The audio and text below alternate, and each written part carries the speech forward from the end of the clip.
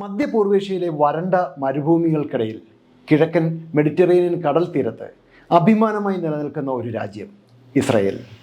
ഒരു കാലത്ത് മണൽക്കാടുകളും പാറക്കെട്ടുകളും നിറഞ്ഞിരുന്ന ഇസ്രായേലിലെ ഭൂരിഭാഗം സ്ഥലങ്ങളും ഇന്ന് പച്ചപ്പും ഫലഭൂയിഷ്ഠതയും നിറഞ്ഞ കൃഷിയിടങ്ങളായിട്ടാണ് മാറിയിരിക്കുന്നത്. ഈ പരിവർത്തനത്തിന് പിന്നിൽ വിസ്മയ പ്രതിഭകളായ ശാസ്ത്രജ്ഞന്മാരുണ്ട്, ദീർഘവീക്ഷണമുള്ള ഭരണാധികാരികളുണ്ട്, അതിലുമുപരിയായി കഠിനാധ്വാന ശീലമുള്ള തൊഴിലാളികളുമുണ്ട്. ജലം തന്നെയാണ് ജീവൻ എന്ന സത്യമായിരുന്നു ഇസ്രായേൽ ശരിക്കും മനസ്സിലാക്കിയതും അതിനായി പ്രവർത്തിച്ചതും. മരുഭൂമിയുടെ വളക്കുറവിനെയും വരൾച്ചയെയും മറികടക്കാനുള്ള അതിശക്തമായ ആയുധം ഇസ്രായേൽ കണ്ടെത്തിയത് ഡ്രിപ്പ് ഇറിഗേഷൻ അഥവാ തുള്ളിനന സാങ്കേതിക വിദ്യയിലായിരുന്നു. 1960കളിൽ കണ്ടുപിടിച്ച ഈ രീതിയിൽ ജലം നേരിട്ട് ചെടികളുടെ വേരുകളിൽ എത്തുന്ന ഒരു സംവിധാനമാണ് ഉണ്ടായിരുന്നത്. അടിയന്തര സമയത്ത് പോലും ഒരു തുള്ളി വെള്ളം പോലും വെറുതെ പോകാതെ ചെടികൾക്ക് ആവശ്യമായ അളവിൽ മാത്രം വിതരണം ചെയ്യുന്ന സംവിധാനം. ഇതുപോലെ തന്നെ മൈക്രോ സ്പ്രിംഗ്ലേഴ്സും ഓട്ടോമേറ്റഡ് ഇറിഗേഷൻ സംവിധാനം എന്നിവ ഇന്ന് ലോകത്തിന് തന്നെ മാതൃകയാണ്. അതിനൊപ്പം ആവശ്യത്തിനനുസരിച്ച് ആർട്ടിഫിഷ്യൽ റെയിൻ ഉൽപ്പാദിപ്പിക്കുന്ന സംവിധാനങ്ങളും അവിടെ ഉപയോഗിക്കുന്നു. ജലത്തിൻ്റെ സ്വാഭാവിക സ്രോതസ്സുകൾ കുറവായതിനാൽ ഇസ്രായേൽ പൂർണ്ണമായും ശുദ്ധീകരിച്ച ജല പുനരുപയോഗ സംവിധാനം വികസിപ്പിച്ചു. ലോകത്തിൽ ഏറ്റവും ഉയർന്ന തോതിൽ മലിനജലം ശുദ്ധീകരിക്കുന്ന രാജ്യമാണ് ഇസ്രായേൽ.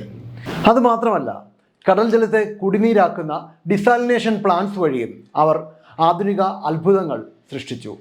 മെഡിറ്ററേനിയൻ തീരത്ത് പ്രവർത്തിക്കുന്ന ഈ പ്ലാന്റുകൾ രാജ്യത്തിൻ്റെ കുടിനീർ ആവശ്യകതയുടെ ഭൂരിഭാഗവും നിറവേറ്റുന്നു.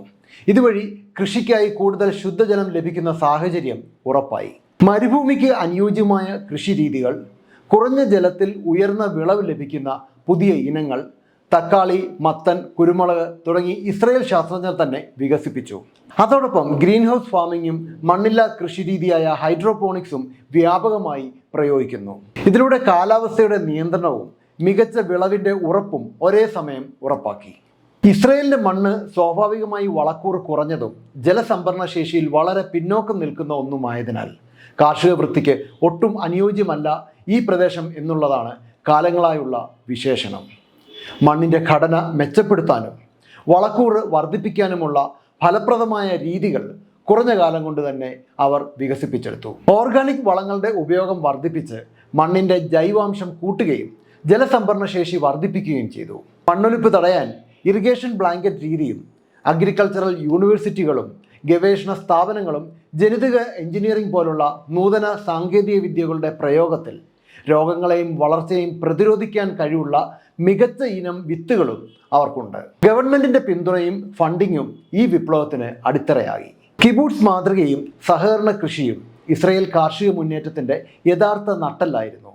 കിബൂട്സ് സഹകരണ കൃഷി സംഘങ്ങൾ അവർ കൂട്ടായ്മയായി കൃഷിയും വിഭവങ്ങളും പങ്കുവച്ചു, നവീന രീതികൾ പരീക്ഷിച്ചു. അതിൻ്റെ ഫലമായി റോസ് പോലുള്ള സുഗന്ധ പുഷ്പങ്ങളുടെ കൃഷിയും ഓർക്കിഡുകൾ പോലുള്ള അലങ്കാര പുഷ്പങ്ങളുടെ കൃഷിയും ഈ കിബൂട്സുകൾക്ക് താല്പര്യം ജനിപ്പിച്ചു. ഇന്ന് അന്തർദേശീയ വിപണിയിൽ ഇസ്രായേലിൻ്റെ പുഷ്പങ്ങൾ മുൻനിരയിലാണ്.